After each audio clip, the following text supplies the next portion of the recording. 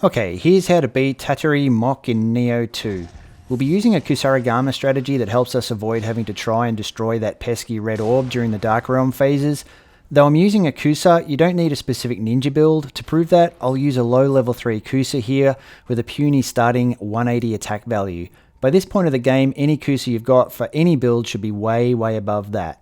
I actually came up with this strat after getting to this boss and not being able to put enough damage on the red orb in the Dark Realm phase to be able to destroy it before I kept getting overwhelmed by the ghost projectiles and the boss's attacks. To counter that, I came up with a strat to skip most of the Dark Realm phases entirely, and this is it. The aim here is to get the boss's ki down to almost depleted but not quite.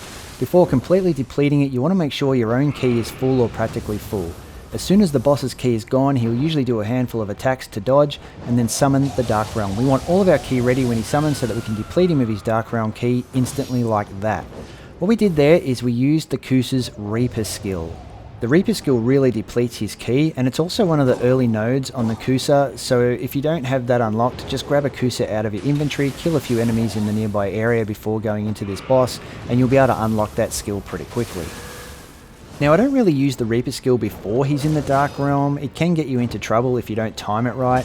All I'm doing between dodging his standard attacks is 1 or sometimes 2 weak attacks while in high stance.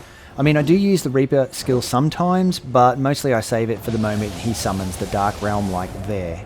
Only there I fired it off a second too early, and that left him with some ki, which is not ideal.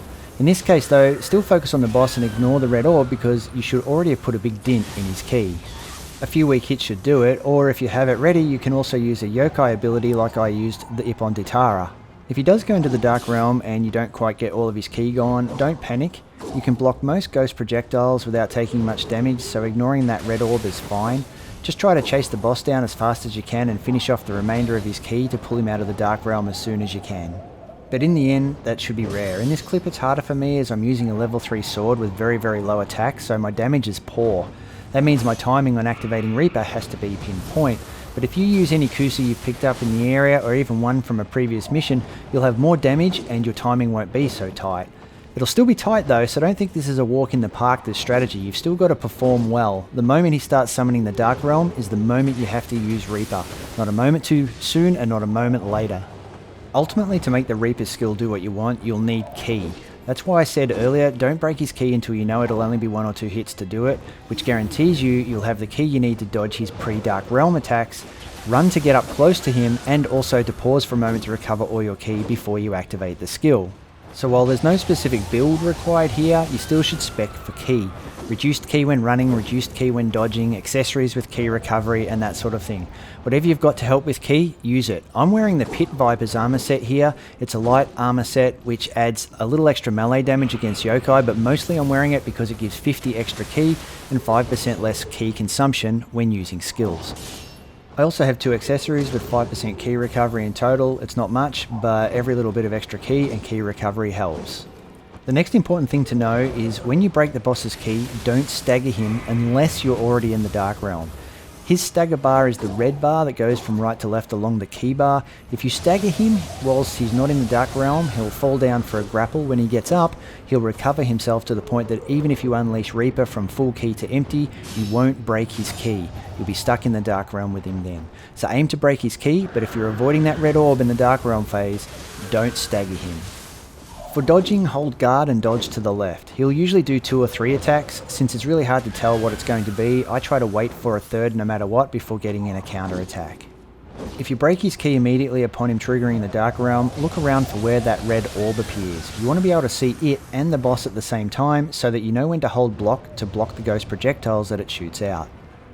The boss also has attacks that shoot ghost projectiles. Just hold block to block them as well. They'll always get ready to do a quick dodge as soon as you block the bosses, as he often follows up with another attack precisely when you block the last of his ghost projectiles. When you break the boss's ki and it's in Dark Realm, if he's on the ground, the Dark Realm will end almost straight away. If he flies up though, the Dark Realm will stay until he lands and raises his wings to end it. Also, if you go through 3 Dark Realm phases, the red orbs won't ever appear again, so you won't need to worry about the extra ghosts tracking you in subsequent Dark Realms. Use a Feral Guardian Spirit as it's much easier to burst counter his red attack, but don't burst counter him if his ki is gone. Burst countering could cause his stagger bar to go full if his key is gone, ruining your chance at reapering him before he starts the Dark Realm. I burst countered him then with his key gone only because it was the very end of the fight and I knew he would die. Okay, now I'll show another clip where I'm using a Kusa with a higher damage value of 424 to show how the fight goes when you're not under-leveled. And this time I'll explain each stage of the fight and what I'm thinking at the time. Here I pop a Sacred Water for more ki, but doing so isn't necessary, I was just testing it.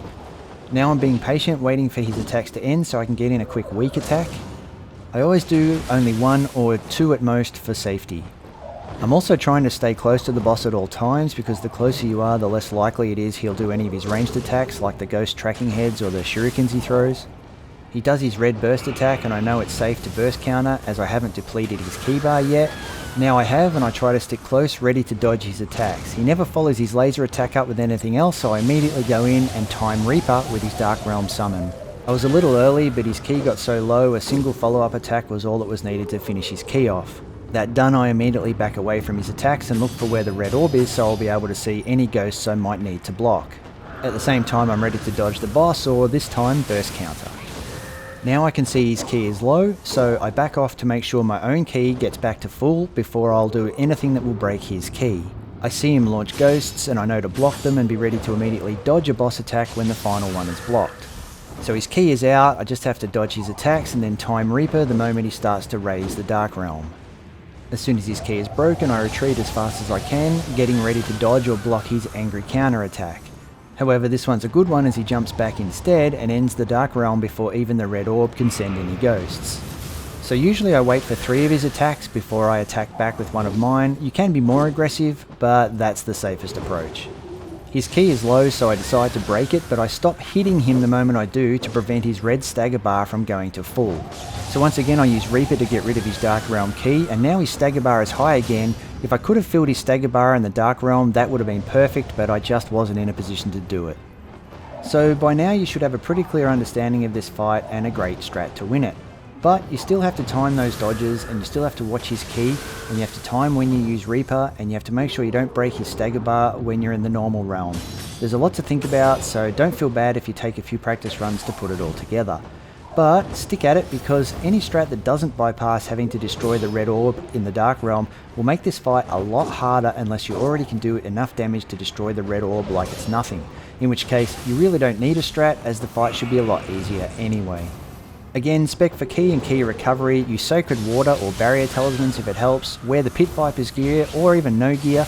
As I showed at the start, a low level weapon still works so long as you have enough ki stored for Reaper to deplete the boss's ki in the Dark Realm. So that's it, I hope this guy helps you out. If you'd like to see that last no damage fight without me talking over it, I've uploaded that separately and I'll put a link to that video in the description.